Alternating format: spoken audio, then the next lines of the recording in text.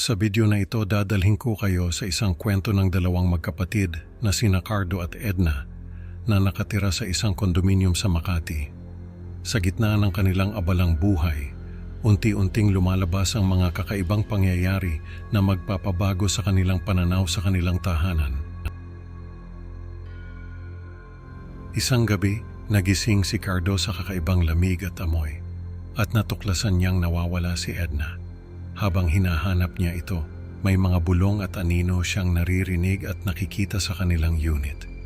Ano nga ba ang lihim na itinatago ng kanilang tahanan? Samahan niyo ako at tuklasin natin ang katotohanan sa dilim sa Makati. Magandang araw po sa inyo mga tagapakinig. Ako po si Cardo at gusto ko pong ibahagi ang isang kakaibang karanasan na nangyari sa amin ng kapatid kong si Edna. Nakatira kami sa isang condominium unit dito sa Makati. Napadpad kami dito nang malipat ng trabaho si Mama sa isang malaking kumpanya. Ako po ay isang estudyante at si Edna naman ay nagtatrabaho sa isang boutique. Madalas kaming magkasama sa bahay, lalo na't si Mama ay laging abala sa trabaho. Sa kabila ng pagiging abala, sinisikap naming magtulungan sa mga gawain sa bahay.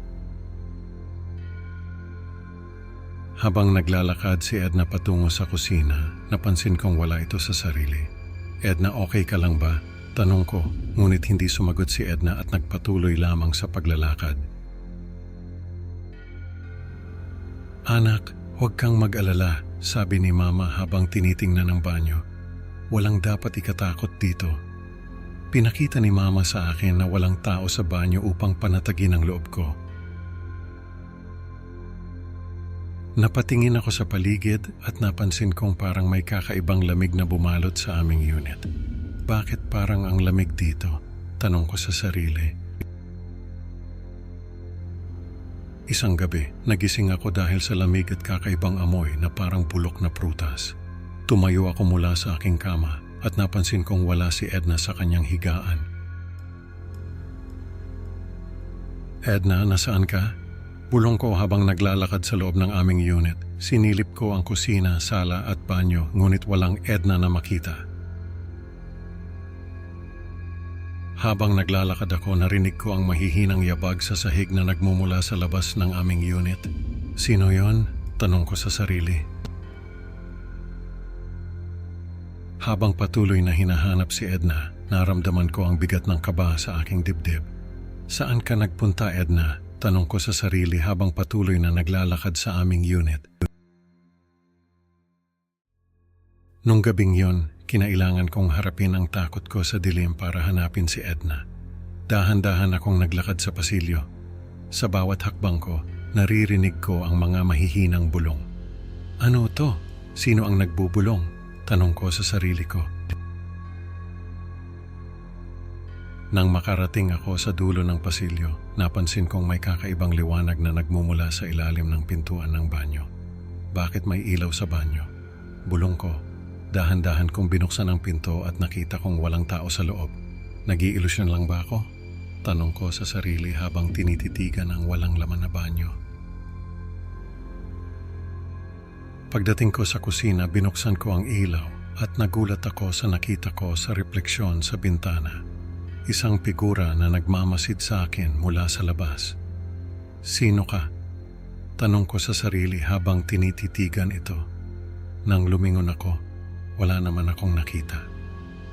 Nag-iilusyon lang ba ako? Bulong ko. Pinatay ko ang ilaw at muling sinilip ang bintana. Wala na ang figura, ngunit ramdam ko pa rin ang presensya nito. Kailangan kong hanapin si Edna, sabi ko sa sarili. Sa kabila ng takot, nagpatuloy ako sa paghahanap kay Edna. Binalikan ko ang bawat sulok ng aming unit, umaasang makita ang aking kapatid. Nang marinig ko ang ingay mula sa kwarto namin, kumuha ako ng baseball bat bilang panangga. Dahan-dahan akong lumapit sa pintuan. Huwag kang matakot, Cardo. Bulong ko sa sarili habang papalapit. Ramdam ko ang malamig na hangin na sumasabay sa bawat galaw ko.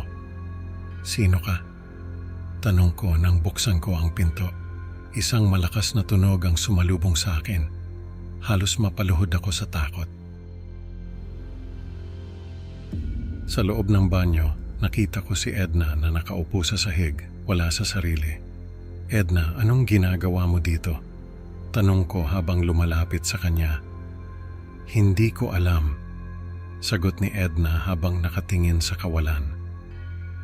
"Paano ako napunta dito?" Napansin ko na nakabukas ang ilaw sa banyo kahit na ang switch ay nasa posisyong patay. "Bakit bukas ang ilaw?" Tanong ko sa sarili. Sa aming pag-uusap, napagtanto ko na may kakaibang nangyayari sa aming tahanan. "Kailangan nating malaman kung ano ang nangyayari dito," sabi ko kay Edna. Nung gabing iyon, natagpuan ko si Edna sa loob ng banyo. Naguguluhan kung paano siya naparoon. "Edna, kailangan nating malaman kung paano ka napunta rito," sabi ko habang pilit kong pinapakalma ang sarili ko. "Hindi ko maalala," sagot ni Edna tila nawawala. "May nagdala sa akin dito." "Anong ibig mong sabihin?" Tanong ko, mas lumalalim ang kaba sa dibdib ko. "May ibang tao ba dito?"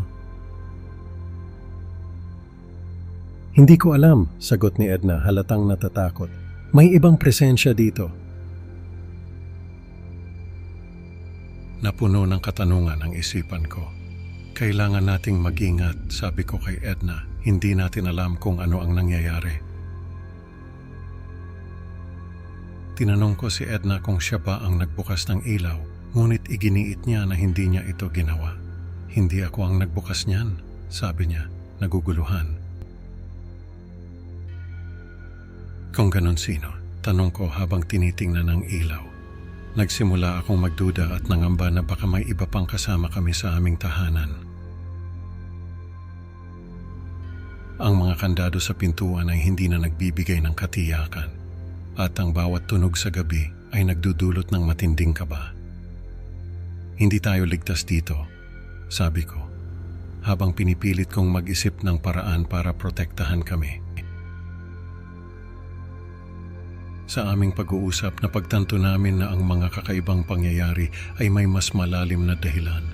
May itinatagong lihim ang tahanan na ito. Sabi ko, iniisip kung ano ang dapat naming gawin.